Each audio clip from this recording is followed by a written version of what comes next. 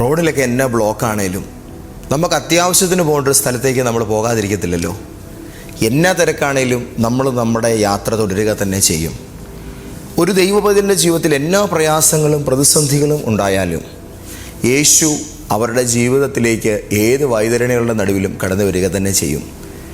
കൊടുങ്കാറ്റുകളുടെ നടുവിൽ തന്നിൽ പ്രിയം വച്ചിരിക്കുന്ന തൻ്റെ പൊന്നുമക്കളെ രക്ഷിക്കുവാനായി ഇറങ്ങി വരുന്ന ആശ്വാസത്തിൻ്റെ ദൈവമാണ് നമ്മുടെ കർത്താവായ യേശു. മർക്കോസിൻ്റെ സുവിശേഷം 6-ാം അധ്യായത്തിൻ്റെ 45 മുതൽ 51 വരെയുള്ളതായ വചനങ്ങളിലാണ് രാത്രിയുടെ 4-ാം യാമത്തിൽ കടലിൻ്റെ തിരമാലകളുടെ മീതെ നടന്നു വരുന്ന കാറ്റിനെയും കടലിനെയും ശാന്തമാക്കുന്ന നമ്മുടെ കർത്താവിനെക്കുറിച്ചുള്ളതായ വിവരണം നമുക്ക് കാണാൻ കഴിയുന്നത്. ഇന്നത്തെ ദൈവിക ആലോചന, ഇന്നത്തെ പ്രവചന ദൂത് നിങ്ങളുടെ ജീവിതത്തിൽ ആത്യന്തികമായൊരു ദൈവികമായി പ്രവർത്തിപ്പാൻ ഇറങ്ങി വരുന്ന കർത്താവായ യേശുവിൻ്റെ യാത്രയെക്കുറിച്ചുള്ള ശക്തമായൊരു വിവരണമാണ്. യേശു വെറുമൊരു സഞ്ചാരിയല്ല. തിരകളെ ശാന്തമാക്കി കൊടുങ്കാറ്റുകളെ പിടിച്ചു കെട്ടി തങ്ങളാൽ പരിഹരിക്കാൻ വയ്യാത്ത ജീവിതത്തിൻ്റെ പ്രതിസന്ധികളിൽ ആടി ഒലിഞ്ഞു പോകുന്നവരെ രക്ഷിക്കുവാൻ വരുന്ന യഥാർത്ഥ രക്ഷകനാണ്. ആ മഹാദൈവമായ രക്ഷകനായ യേശു കർത്താവിൻ്റെ ഉന്നതമായ നാമത്തിൽ നിങ്ങൾക്കെല്ലാവർക്കും ഇന്നത്തെ പ്രവചന ദൂതിലേക്ക് ആത്മാർത്ഥമായി സ്നേഹവന്ദനം. യേശുവിൻ്റെ ശിഷ്യന്മാർ ഏറ്റവും ഭയപ്പെട്ടു പോയ ഒരു രാത്രിയെക്കുറിച്ചാണ് ഈ വേദഭാഗം നമ്മളോട് പറയുന്നത്. നമ്മുടെ ജീവിതത്തിലും നമ്മൾ വല്ലാതെ തോന്നി ദൈവം എന്നെ സഹായിക്കുന്നില്ല, കർത്താവ് എന്നെ രക്ഷിക്കാൻ വരുന്നില്ല എന്ന് തോന്നിപ്പോകുന്നൊരു സാഹചര്യം ഉണ്ടാകാറുണ്ട്.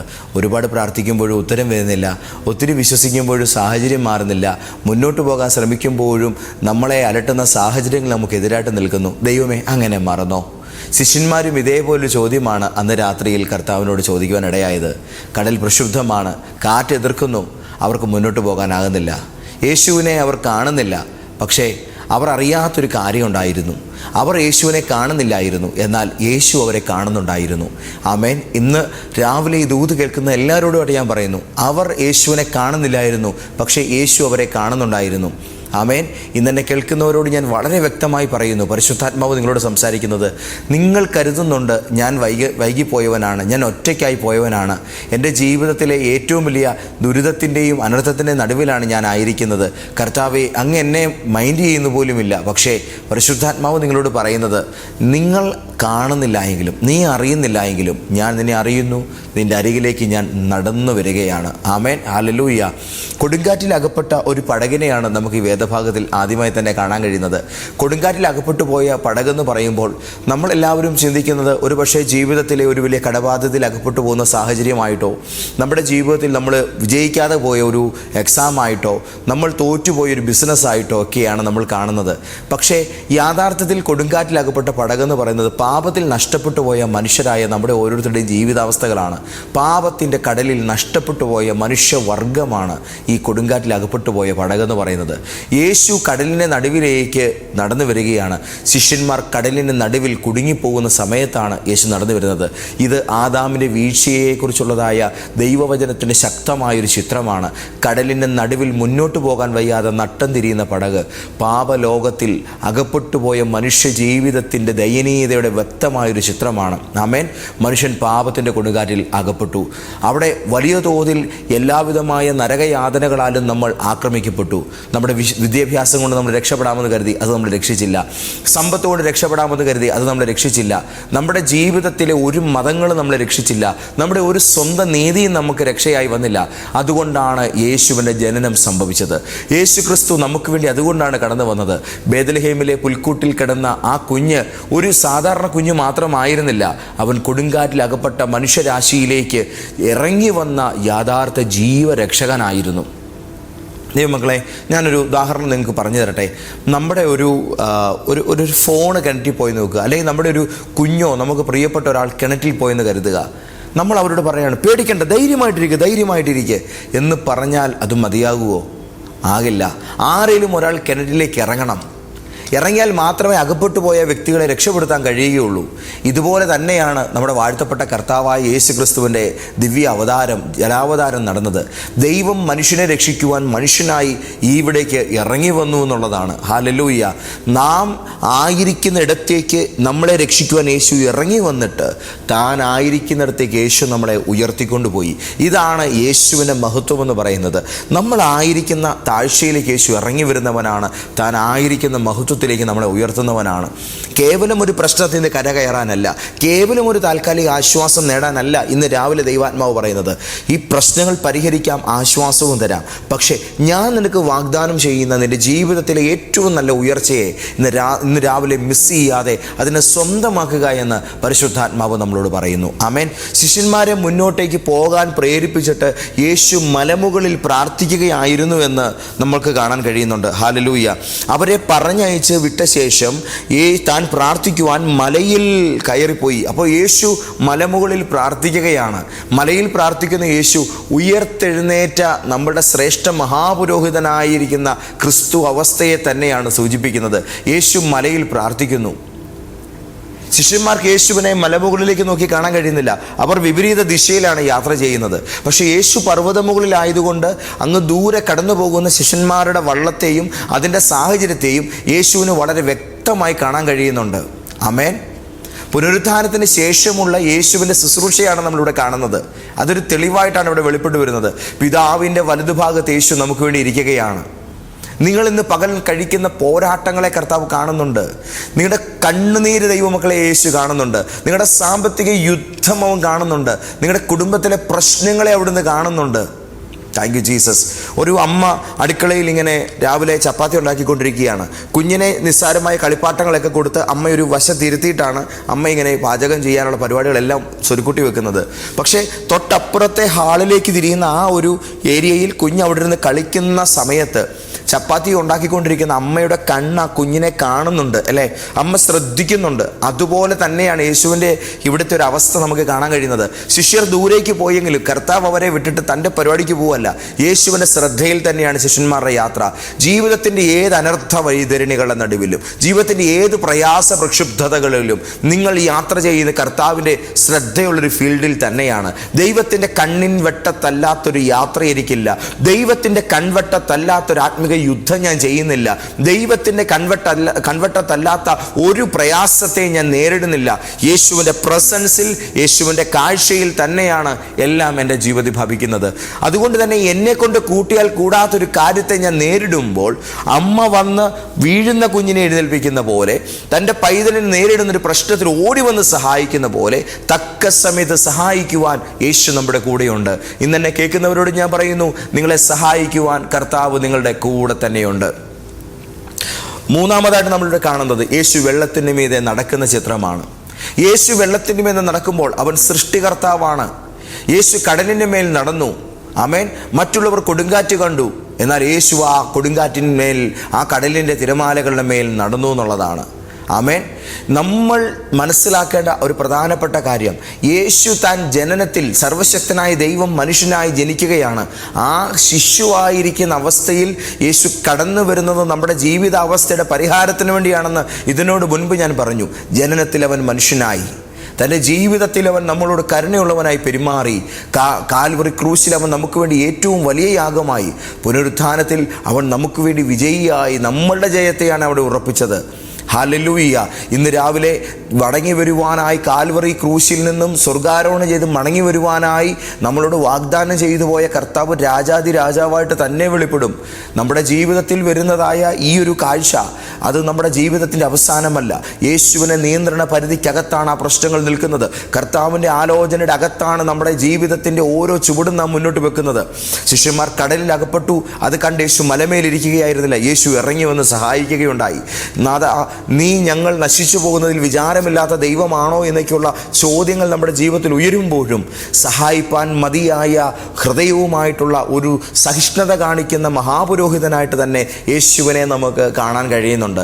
ഇന്ന് ഞാൻ നിങ്ങളോട് പറയട്ടെ, കർത്താവ് ഇപ്പോൾ സ്വർഗത്തിലാണ്, ഞാനിപ്പോൾ ഭൂമിയിലാണ്. അയ്യോ, ഒരു പ്രശ്നം വന്ന് എന്നെ ചെയ്യും, ഇങ്ങനെയൊന്നും ചിന്തിച്ച് നിങ്ങൾ ആകമാനം ടെൻഷൻ കൂട്ടല്ലേ. പത്മോസിൻ്റെ വിജനതയിലായിരുന്ന യോഹന്നാൻ്റെ അരികിലേക്ക് ഇറങ്ങിയൊരു യേശുവുണ്ട്.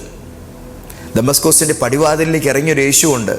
നിങ്ങൾ ഇന്ന് അകപ്പെട്ടു പോകുന്ന പ്രശ്നത്തിൻ്റെ നടുവിൽ നിങ്ങൾക്ക് വേണ്ടി ഇറങ്ങുവാൻ അവൻ മതിയായവനാണ്. ആമേൻ. ഹല്ലേലൂയ. നിങ്ങൾ റോഡിലൂടെ നടക്കുമ്പോൾ റോഡല്ല നമ്മളെ നിയന്ത്രിക്കുന്നത്, നമ്മളാണ് ആ റോഡിനെ നിയന്ത്രിക്കുന്നത്. നമ്മുടെ ഓരോ ചുവടും നമ്മൾ ആ റോഡിനെ മീതെ വെച്ചാണ് നടക്കുന്നത്. യേശു ഇങ്ങനെ തന്നെയാണ് വന്നത്. പ്രശ്നങ്ങളൊന്നും അവനെ നിയന്ത്രിക്കുന്നില്ല, അവിടുന്ന് പ്രശ്നങ്ങളെ നിയന്ത്രിക്കുന്നവനാണ്. അവിടുന്ന് സകല വിഷയങ്ങളെ നിയന്ത്രിക്കുന്ന ദൈവമാണ്.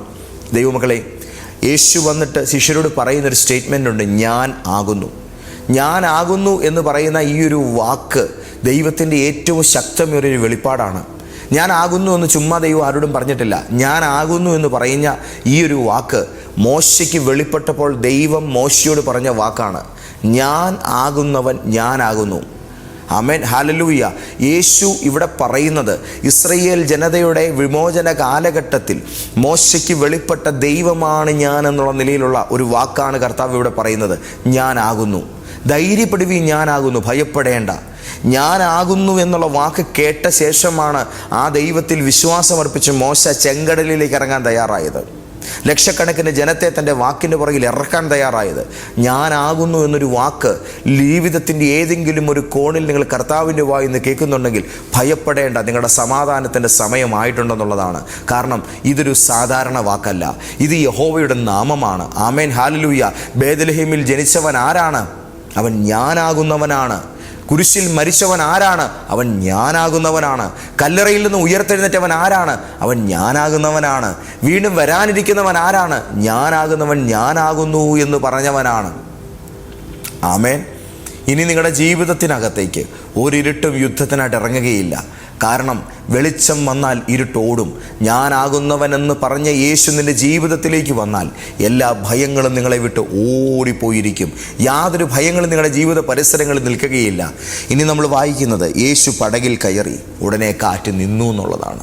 സ്വിച്ചിട്ടതുപോലെ അതുവരെ വീശിയടിക്കുന്ന കാറ്റ് യേശു പടകിലോട്ട് കാലെടുത്ത് വെച്ച് കയറിയ ഉടനെ തന്നെ അവസാനിക്കുകയാണ്. യേശു വരുന്നു, ചിലത് അവസാനിക്കുന്നു. ഇത് മടങ്ങി വന്ന് പടകിൽ കയറുന്ന യേശു കാലെടുത്ത് വെച്ച ഉടനെ കാറ്റമർന്നു എന്ന് പറയുന്നത് മടങ്ങി വരുന്ന രാജാതിരാജാവായ യേശുവിൻ്റെ രണ്ടാം വരവിൻ്റെ ഒരു തെളിവായിട്ടാണ് നമുക്ക് കാണാൻ കഴിയുന്നത്. യേശു പടകിൽ കയറി, ഉടനെ കാറ്റ് നിന്നു. ആമേൻ. കാൽവറിയിൽ പാപത്തിൻ്റെ ശക്തിയെ തകർത്തവൻ, പുനരുത്ഥാനത്തിൽ മരണത്തിൻ്റെ ശക്തിയെ തകർത്തവൻ, രണ്ടാം വരവിൽ തൻ്റെ സകല ശക്തിയുമായി തൻ്റെ സഭയെ ചേർക്കാൻ കടന്നു വരുന്ന നമ്മുടെ കർത്താവായ യേശു തൻ്റെ മഹാശക്തിയാൽ സകലവിധമായ ലോകാധിപത്യങ്ങളുടെ മേലും മഹാരാജാവായി തൻ്റെ രാജാതിരാജ അധികാരത്താൽ വാഴുന്ന കാഴ്ച നമ്മൾ കാണും. ഇന്ന് നമ്മുടെ ജീവിതത്തിന് നേരെ ഉയരുന്ന ചില ഓളങ്ങൾ എന്നേക്കുമായി പര്യവസാനിക്കും.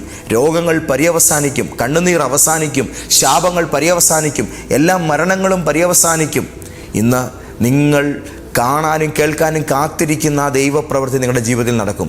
ദൈവമക്കളെ, ഒരു നഗരത്തിൽ ഒരു രാജാവ് പ്രവേശിക്കുമ്പോൾ കലാപം അവസാനിക്കുന്നത് പോലെയാണ് യേശുവിനെ മടങ്ങിവരവ്. യേശു കാലെടുത്ത് വെക്കുമ്പോൾ സകല പ്രശ്നങ്ങൾക്കും പരിഹാരമായി മാറും.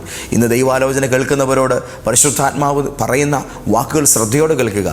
നിൻ്റെ ജീവിതത്തിലെ എതിർക്കാറ്റുകൾ, നിൻ്റെ ജീവിതത്തിനെതിരായിട്ട് ഉയരുന്ന തിരമാലകൾ നിൻ്റെ ലക്ഷ്യത്തെ തടയുകയില്ല. അത് നിൻ്റെ സാക്ഷ്യത്തെ വലുതാക്കത്തേയുള്ളൂ. ഈ തിരമാല ശിഷ്യന്മാരുടെ ലക്ഷ്യത്തെ തടഞ്ഞില്ല. യേശു അവരോട് പോകാൻ പറഞ്ഞ യാത്ര അവർക്ക് പൂർത്തീകരിക്കുവാൻ അത് അവർക്ക് കൃപയായി തീർന്നു. ആ തിരമാലകൾ, ആ കൊടുങ്കാറ്റുകൾ, അത് ജയിച്ച ചരിത്രം ബൈബിളിലില്ല. നോക്കുക, ഇന്ന് പഴയ നിയമത്തിലായാലും പുതുനിയമത്തിലായാലും തിരമാലകൾ വിജയം കണ്ട ചരിത്രങ്ങളില്ല. ദൈവം അയച്ചവരുടെ മുമ്പിൽ കടലുകൾ തോറ്റ ചരിത്രമാണുള്ളത്. ഒന്ന് ഞാൻ നിങ്ങളോട് പറയാം, നിങ്ങളുടെ മുൻപിലെ പ്രതിസന്ധികൾ നിന്റെ സാക്ഷ്യത്തെ വലുതാക്കാൻ പോവുകയാണ്. നീ ഒറ്റയ്ക്കാണെന്ന് കരുതുന്ന സ്ഥാനത്ത് യേശു ഇതിനോടകം പ്രവർത്തിച്ചു കൊണ്ടേയിരിക്കുകയാണ്. നിങ്ങളെ ഭയപ്പെടുത്തുന്ന എല്ലാ കാര്യങ്ങളും ഇന്ന് പകൽ നിങ്ങളുടെ കാൽ കീഴിലേക്ക് വീഴാൻ പോവുകയാണ്. വൈകിയെന്ന് കരുതുന്ന പലതും ദൈവം ഇടപെട്ട് കൃത്യസമയത്ത് നേരെയാക്കാൻ പോവുകയാണ്.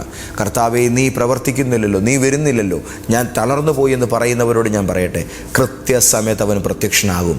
വ്യക്തമാം വിധം നിൻ്റെ ജീവിത പടകിലേക്ക് അവൻ കയറി വരും. ആമേൻ.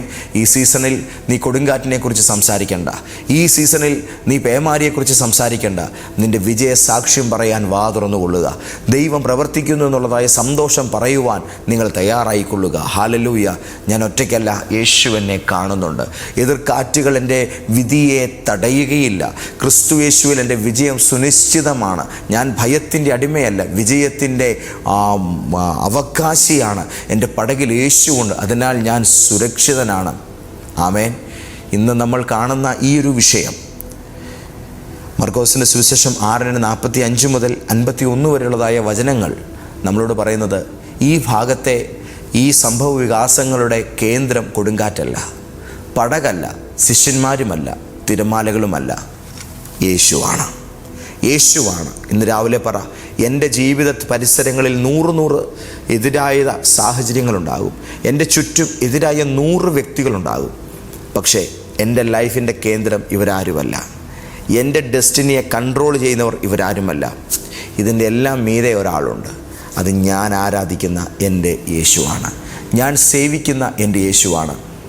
ബേത്ലഹേമിൽ ജനിച്ച യേശു, ഗലീലയിലൂടെ നടന്ന യേശു, രോഗികളെ സൗഖ്യമാക്കിയ യേശു, കാൽവറിയിൽ രക്തം ചൊരിഞ്ഞ നമ്മുടെ യേശു, 3-ാം ദിവസം ഉയർത്തെഴുന്നേറ്റ നമ്മുടെ യേശു, ഇന്ന് പിതാവിൻ്റെ വലതുഭാഗത്ത് നമുക്ക് വേണ്ടി പക്ഷവാതം കഴിക്കുന്ന യേശു, വീണ്ടും തൻ്റെ മഹത്വത്തിൽ വരാനിരിക്കുന്ന യേശു, അവനിപ്പോഴും കൊടുങ്കാറ്റുകളുടെ നടുവിലൂടെ തൻ്റെ മക്കൾക്ക് വേണ്ടി പ്രശ്നങ്ങളിലേക്ക് നടന്നു വരുന്നവനാണ്. നിൻ്റെ പ്രശ്നം വലുതാണെന്നുള്ളതല്ല പ്രധാനം. നീ പടകിലേക്ക് നോക്കുക, നീ പരിസരങ്ങളിലേക്ക് നോക്കുക. നിൻ്റെ അരികിലേക്ക് നടന്നു വരുന്നവൻ ആരാണ് എന്നതാണ് പ്രധാനം. അത് കാണുമ്പോൾ നിൻ്റെ കണ്ണുനീര് ശമിക്കും. അത് കാണുമ്പോൾ നിൻ്റെ പ്രശ്നം തീരും. കാറ്റത് കണ്ട് ഭയപ്പെടും, കടൽ അത് കണ്ട് പേടിച്ചു പോകും. അത് കണ്ട് നിൻ്റെ വിശ്വാസം ഉയരും. അത്ഭുതങ്ങൾ നിൻ്റെ ജീവിതത്തിൽ ഒരു ആദരവ് പോലെ നിന്നെ തേടി വരും. അന്ന് രാത്രിയിൽ കടലിൻ്റെ മീതെ നടന്ന യേശു ഇന്ന് രാവിലെ നിൻ്റെ ജീവിതത്തിലെ അസാധ്യങ്ങളുടെ മേലും നടക്കുകയാണ്. നിങ്ങളുടെ ജീവിതത്തിലെ പ്രതിസന്ധികളുടെ മീതെയും അവൻ രാജാവായി തൻ്റെ ചുവടുകൾ വെച്ച് നടന്നു വരികയാണ്. ഞങ്ങളുടെ കർത്താവേ, ഇന്നത്തെ പ്രവചന ദൂതിലൂടെ ദൈവത്തിൻ്റെ മഹാശബ്ദം കേട്ട് ബലം പ്രാപിച്ച അങ്ങയുടെ പ്രിയ മക്കൾക്കായിട്ട് ഞങ്ങൾ പ്രാർത്ഥിക്കുന്നു. ഇവരുടെ ഹൃദയത്തിൻ്റെ എല്ലാ നിരാശകളും സമ്മർദ്ദങ്ങളും ഭാരങ്ങളും യേശുവേ അങ്ങയുടെ നാമത്തിൽ മാറിപ്പോകട്ടെ. ഇന്ന് പകല് ഇവർക്ക് വേണ്ടി കർത്താവ് ഇവരുടെ ലൈഫിൽ വെളിപ്പെടുന്നതിനായിട്ട് സ്തോത്രം. യേശു ഞങ്ങൾക്ക് വേണ്ടി ചെയ്യുന്ന പ്രവർത്തിപ്പാൻ പോകുന്ന വൻ കാര്യത്തെക്കുറിച്ച് ഞങ്ങൾ കേട്ട് കഴിഞ്ഞിരിക്കുന്നു. അങ്ങയുടെ മക്കൾക്കെല്ലാവർക്കും ഇത് വലിയൊരു അനുഗ്രഹമായി തീരട്ടെ. പരിശുദ്ധാത്മാവേ, യേശു ക്രിസ്തുവിൻ്റെ മഹത്വത്തെ ഞങ്ങൾ വർണ്ണിക്കുന്നു. യേശുവിൻ്റെ നാമത്തെ ഞങ്ങൾ ആദരിച്ചു പ്രാർത്ഥിക്കുന്നു. ഇതിനോട് കൂടെ പ്രാർത്ഥിക്കുന്ന എല്ലാ മക്കളുടെയും രോഗങ്ങൾ സൗഖ്യമാകട്ടെ, ബന്ധനങ്ങൾ മാറിപ്പോകട്ടെ, പ്രശ്നങ്ങളിൽ വിടുതലുകൾ ഉണ്ടാകട്ടെ. കർത്താവ് മഹത്വമെടുത്താട്ടെ. എല്ലാവർക്കും ഇന്ന് രാവിലെ ഇന്ന് വരെ കാണാത്തൊരു വലിയ റീഫ്രഷ്മെൻറ്റ്, ഒരു ഭയങ്കര ആശ്വാസം, ഈ ശുശ്രൂഷ കേൾക്കുമ്പോൾ തന്നെ ഒരു ഭയങ്കരമായ ആന്തരിക സമാധാനം, യേശു ഉണ്ടെന്നുള്ള വലിയൊരു നിശ്ചയദാർഢ്യം ഉണ്ടായി വരുന്നതിനായിട്ട് സ്തോത്രം. യേശുവിൻ്റെ നാമത്തിൽ തന്നെ ആമേൻ, ആമേൻ, ആമേൻ. കർത്താവും രക്ഷിതാവുമായ യേശുവിൻ്റെ നാമം മഹത്വപ്പെടട്ടെ. ഇന്ന് രാവിലെ എൻ്റെ വാക്കുകൾ കേട്ടവരെ, നിങ്ങളുടെ ജീവിതത്തിൻ്റെ ഏത് പ്രയാസത്തിനും പ്രശ്നത്തിനും യേശു ഉത്തരം നൽകുവാൻ മതിയായവനാണ്. യേശു നിങ്ങളെ തേടി നിങ്ങളുടെ ജീവിതത്തിലേക്ക് വന്നു. അത് കാൽവറി ക്രൂശിലാണ്. ദൈവം നമ്മളെ തേടി വന്നത് കാൽവറിയിലാണ്. നിങ്ങളത് അംഗീകരിക്കുന്നൊരു വ്യക്തിയാണെങ്കിൽ, നിങ്ങളത് അംഗീകരിക്കുമ്പോൾ ഇനി അങ്ങോട്ട് ക്രിസ്തുവിനെ കൈക്കൊണ്ടൊരു വ്യക്തി എന്ന നിലയിൽ, യേശുവിനെ സ്വീകരിച്ചൊരു വ്യക്തി എന്ന നിലയിൽ നിങ്ങൾ കടന്നു പോകുമ്പോൾ നിങ്ങളുടെ ജീവിതത്തിൻ്റെ പാതി വഴികളിൽ നിങ്ങൾക്ക് നേരെ ഉയരുന്ന ഏത് തിരമാലയും ശമിപ്പിക്കാൻ, കൊടുങ്കാറ്റുകളെ പിടിച്ചു കെട്ടാൻ തന്നെ സ്വീകരിച്ചവരെ തേടി യേശു പിന്നെയും പിന്നെയും പിന്നെയും അവതരിക്കും. ആ യേശു പിന്നെയും പിന്നെയും പിന്നെയും അവരുടെ ജീവിതത്തിലേക്ക് വരും. ദൈവവചനം ഈ ലോകത്തിലെ ഏറ്റവും വിശ്വസ്തമായ ഭുജമാണ്, ഏറ്റവും ആശ്രയിക്കാവുന്ന കേന്ദ്രമാണ്. നിങ്ങളെ കർത്താവ് ചേർത്ത് പിടിക്കുകയാണ്. ധൈര്യമായിരിക്കൂ. കോട്ടയത്ത് ലോഗോസ് ജംഗ്ഷനിൽ ലൈഫ് ചേഞ്ചർ പ്രോഫറ്റിക് സഭ പ്രവർത്തിക്കുന്നു. നിങ്ങളെ ഞങ്ങൾ ക്ഷണിക്കുകയാണ്. സന്തോഷത്തോടെ കർത്താവിലുള്ള പുതിയ ജീവിതം ആസ്വദിക്കുവാൻ കടന്നു വരൂ. ഇത് നിങ്ങൾക്കുള്ള ദൈവിക അനുഗ്രഹത്തിന് നേരമാണ്. ഇന്നത്തെ ദൂത് എല്ലാവർക്കും ഷെയർ ചെയ്യണം. കർത്താവ് നിങ്ങളെ ധാരാളമായി അനുഗ്രഹിക്കട്ടെ. ആമേൻ.